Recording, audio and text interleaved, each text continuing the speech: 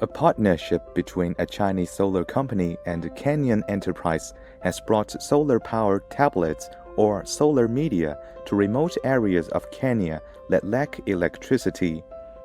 The tablets are used to provide vocational training and information to marginalized communities, helping them improve their livelihoods.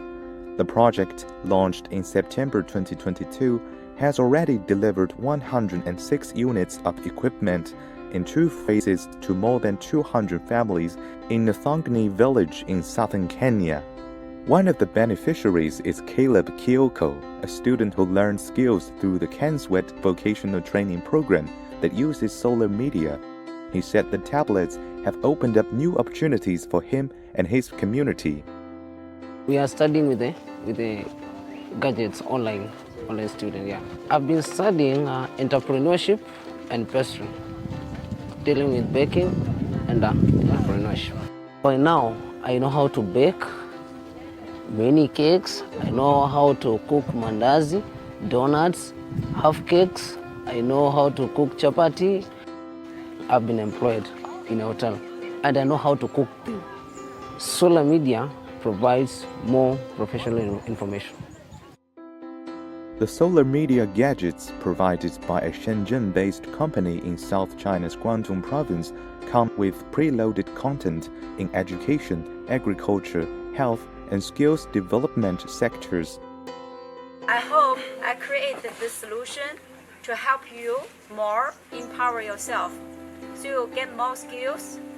Even it's very simple for hairdressing, or how to agriculture, or even how to nursing your baby better.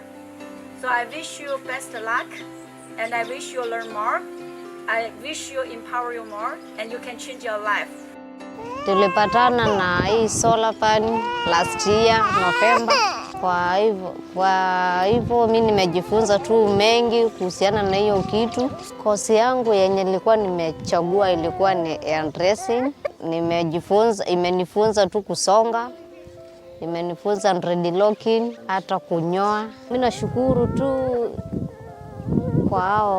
nashukuru kwa kupata hiyo gadget, kwa vile itu imenifunza, imeniinua kutoka kiwango hiki ikanipeleka kile.